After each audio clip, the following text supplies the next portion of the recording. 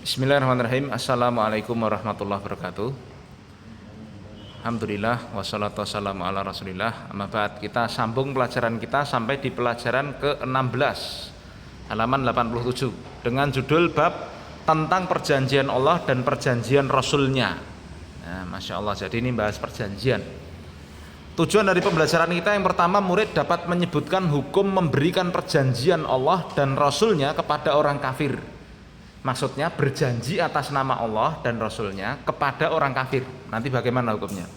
Lalu yang kedua, murid dapat menyimpulkan bahwa termasuk pengagungan terhadap Allah yaitu memenuhi perjanjian meskipun terhadap orang kafir. Ya, kalau sudah janji ya sudah harus dipenuhi. Lalu yang ketiga, murid dapat menjelaskan wasiat Rasulullah kepada para mujahidin. Kita baca muqaddimah. Memenuhi perjanjian merupakan perkara yang wajib, kasih garis bawah tuh. Ya, kalau sudah janji ya wajib dipenuhi. Ini akhlak kita selaku kaum muslimin. Ya, antum pun juga gitu kan, sekolah itu udah janji antum. Ya, janji sama bapaknya di sekolahnya dan sebagainya. Ya wajib sebaik mungkin. Soalnya nanti antum akan ketemu hal yang lebih besar. Suatu ketika nanti antum kerja, antum dagang atau yang lainnya. Ya enggak, antum ngajar misalkan. Ya perjanjian. Saya janji harus datang jam sekian-sekian ngajar. Ya wajib kita penuhi dan seterusnya. Ala kulli hal, yang namanya perjanjian bagi seorang muslim itu wajib dipenuhi. Sedangkan membatalkan perjanjian termasuk haram. Kasih garis bawah tuh, yang mengurangi tauhid. Jadi kalau ada orang suka emblenjani janji nek bahasa Jawa. Ya, sukanya ingkar janji berarti tauhidnya enggak beres. Paham? Nah, membatalkan perjanjian Allah dan perjanjian Rasulnya lebih besar keharamannya dibandingkan dengan membatalkan perjanjian makhluk. Allah Subhanahu wa taala mengatakan wa aufu bi ahdillahi idza ahadtum wa la tanqudul aimana ba'da tauqidiha. Ya, di kosakata ada enggak tuh? Wa aufu, dan penuhilah. Ya, tepatilah perjanjian dengan Allah apabila kamu telah berjanji. Ya, walatan kudu, dan jangan kalian membatalkan sumpah-sumpahmu setelah engkau meneguhkannya, engkau menguatkan sumpahmu. Ya, ini bagaimana ceritanya? Nanti kita baca berikutnya. Ya, kita baca yang lebih rinci di hadis ini. Dikasih syakal ya. An Buraidata radhiyallahu anhu, Buraidah ibnul Husayb ini namanya. Anna Rasulullah sallallahu alaihi wasallam, bahwa Rasul sallallahu alaihi wasallam kana idza ammara amiron, kalau Rasul mengangkat seorang amir, ammara amiron ya, ala jaisin, mengangkat seorang pimpinan untuk satu jais itu pasukan besar, au sariyatin, syariah itu lihat di kosakata bawah artinya apa? Sekelompok pasukan yang memisahkan diri dari pasukan induk untuk menyerang musuh lalu kembali lagi ke pasukan induk. Jadi ini pasukan kecil. Jadi misalnya pasukannya 3.000, paham kan? Dan nanti ada pasukan khusus riders ya, yang dia disuruh misalnya 20 orang tok gitu. Dia disuruh nyerang dulu sama mengintai musuhnya, isinya berapa musuhnya sana, paham? Nah, nanti terus dia balik lagi lapor ke panglimanya, musuhnya sana jumlahnya sekian, ininya apa, barang bawanya ini, alat tempurnya ini. Jadi tergambar kan panglimanya. Nah, nanti setelah lagi kita berarti begini ya, paham ini namanya syariah. Kalau jais itu pasukan yang besar, paham ya?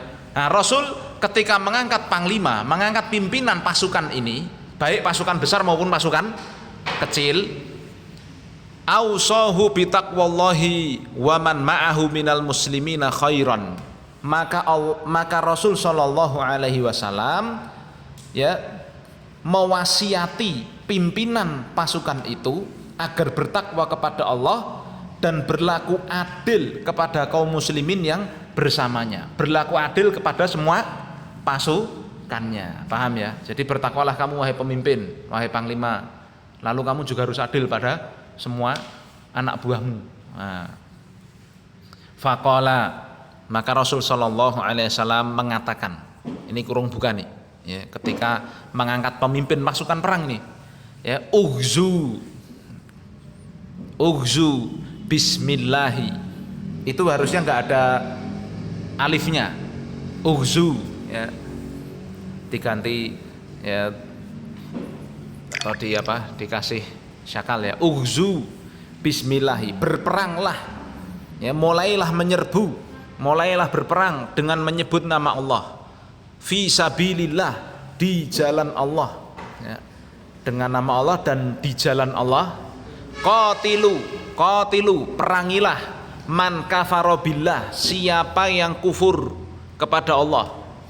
Ughzu, peranglah kalian, wala taglu wala tagdaru, ya, ghadaro yagdiru, maaf, wala tagdiru, ya, lihat, peranglah dan jangan la taglu, kosakata di bawah taglu, jangan gulul, yaitu apa? Mengambil harta rampasan perang sebelum dibagi. Dan juga tidak boleh tagdiru, membatalkan janji. Peranglah kalian, jangan sampai ngambil harta rampasan perang sebelum dibagi. Wala tumathilu, mathala yumathilu, apa artinya? Mencincang musuh.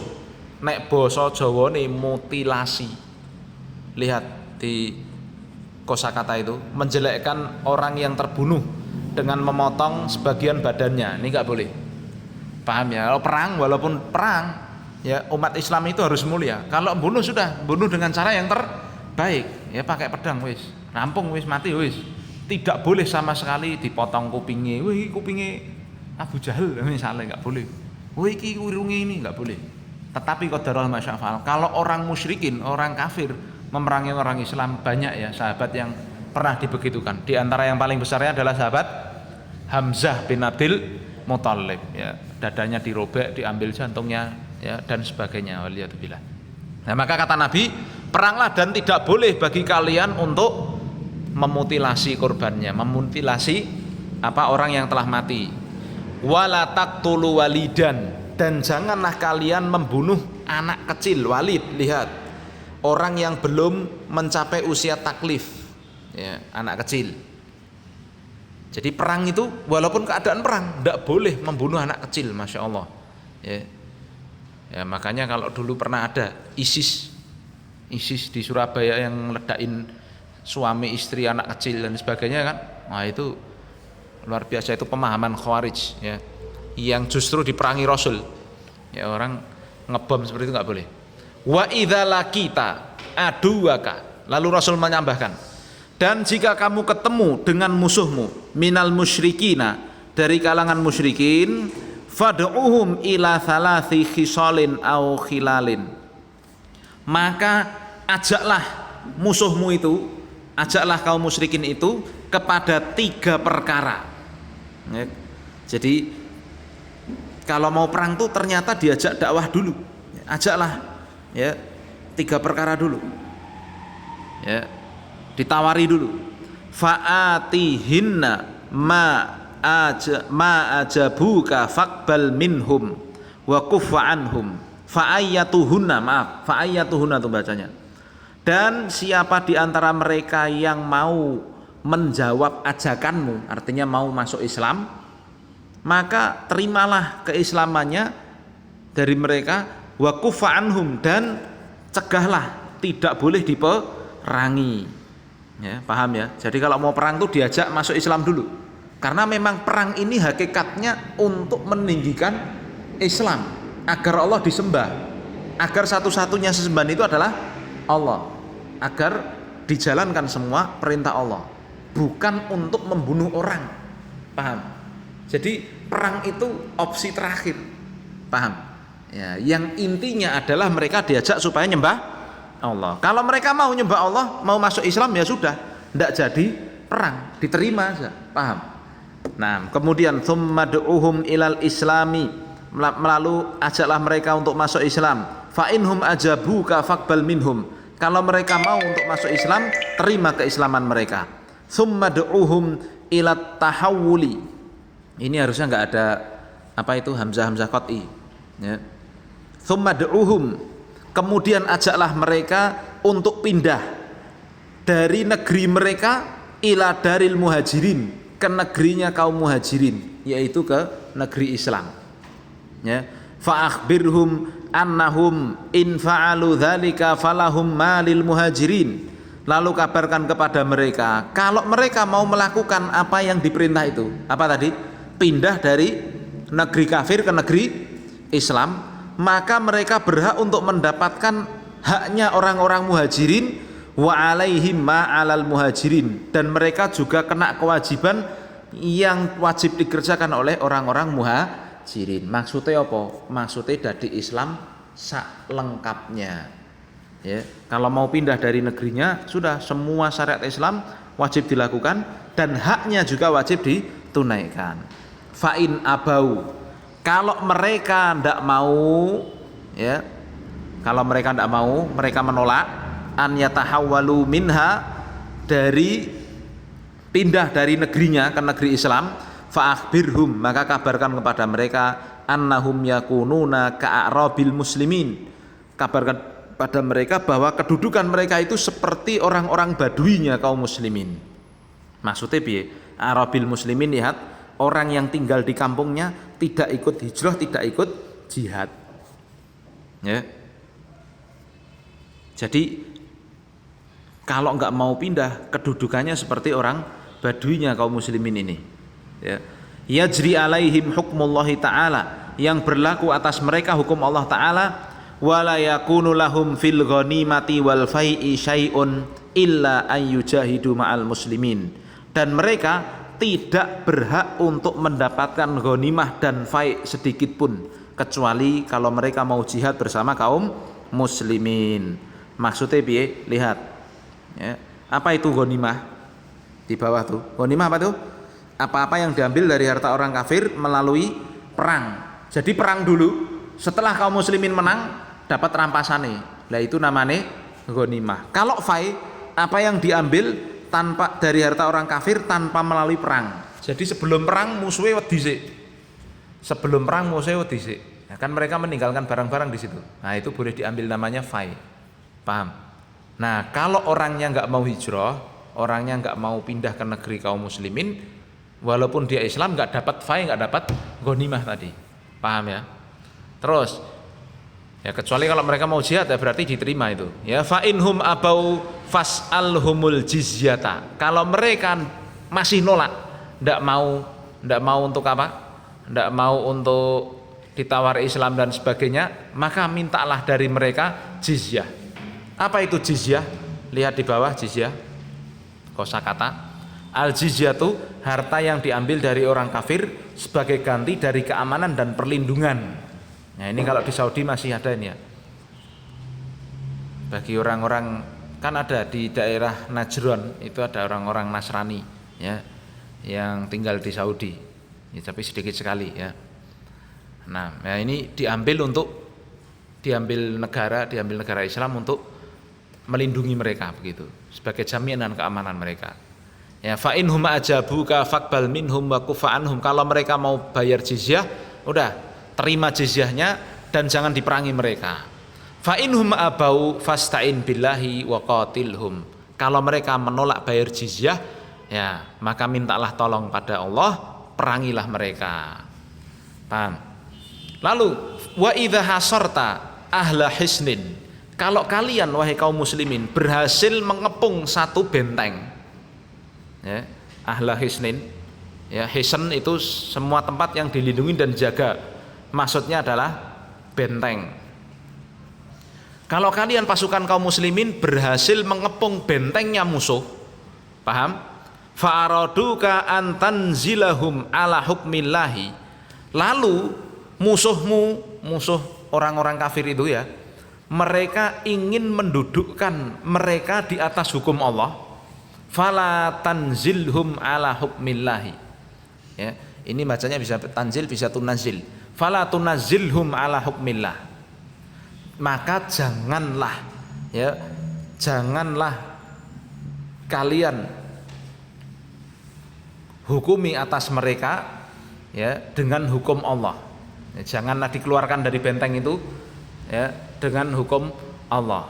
Walakin anzilhum ala hukmika, akan tetapi keluarkan mereka dengan hukum kamu sendiri.